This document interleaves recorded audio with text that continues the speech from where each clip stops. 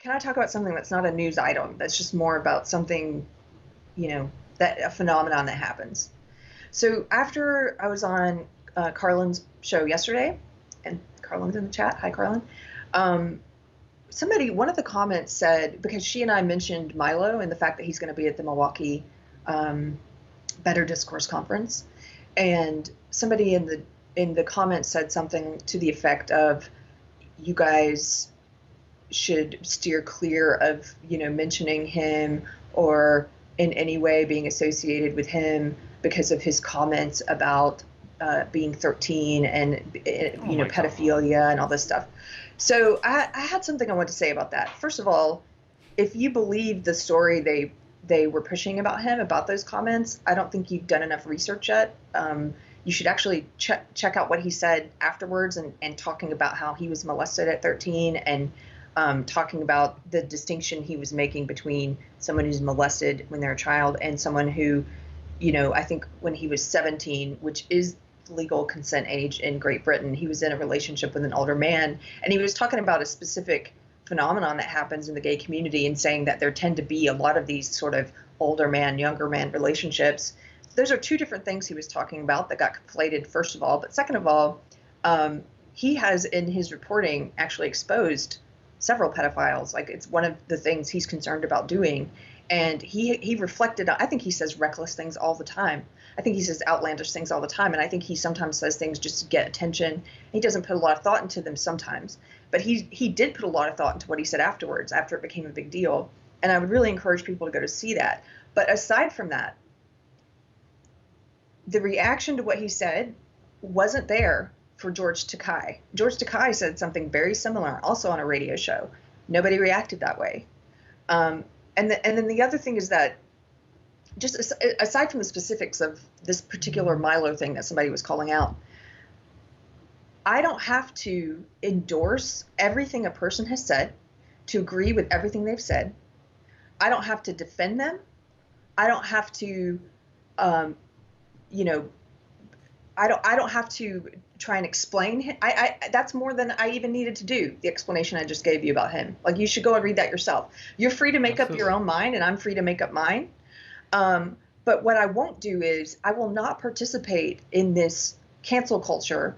One part of the cancel culture being this whole guilt by association thing, Right. where they try and make some people radioactive and then say, you should never, for the sake of your own image, right? You should never associate with that person. Well, first of all, I don't need to distance myself from him. I don't even know him. I've never met him. The distance is already there. I'm not going to refrain from referencing someone, or referencing someone's work, or referencing something they've said that I do agree with, just because there are things I don't agree with, or because the culture has made that person radioactive, or because they've made mistakes or whatever. I'm not going to be a part of that.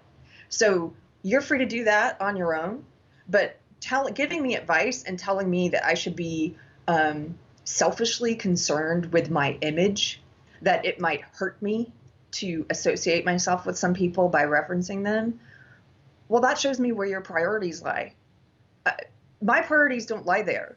Um, my priority lies in, not, I don't want to contribute to that culture where more and more people become radioactive, and then people are afraid to ever mention their name or to be at a conference with them. I think that's cowardly, and I think it is naive, because down the road, that circle of people who are considered off limits, the unpersoned people, the people you're not allowed to share a conference stage with, or you're not allowed to mention, it's going to get bigger and bigger, and it's going to include you one day.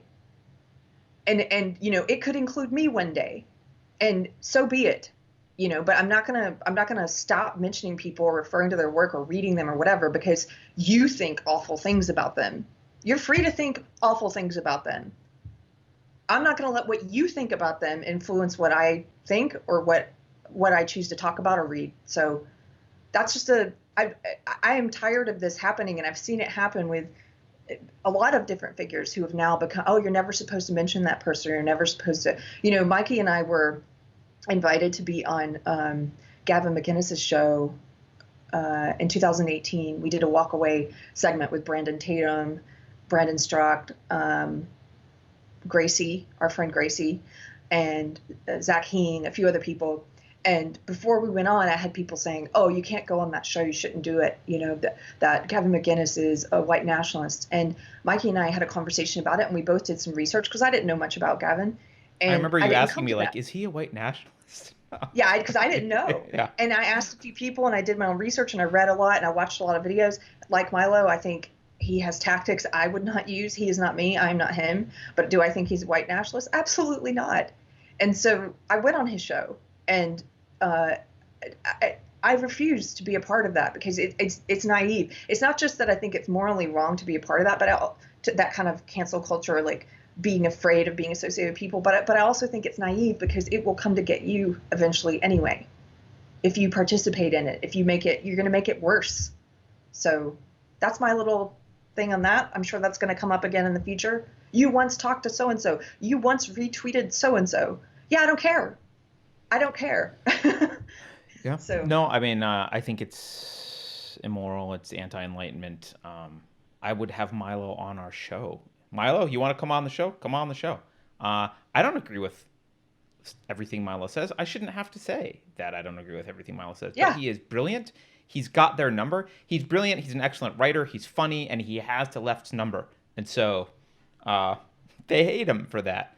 And yeah, I don't. This idea that you are responsible for all of the behavior of every person in the room with you at any given time is yeah.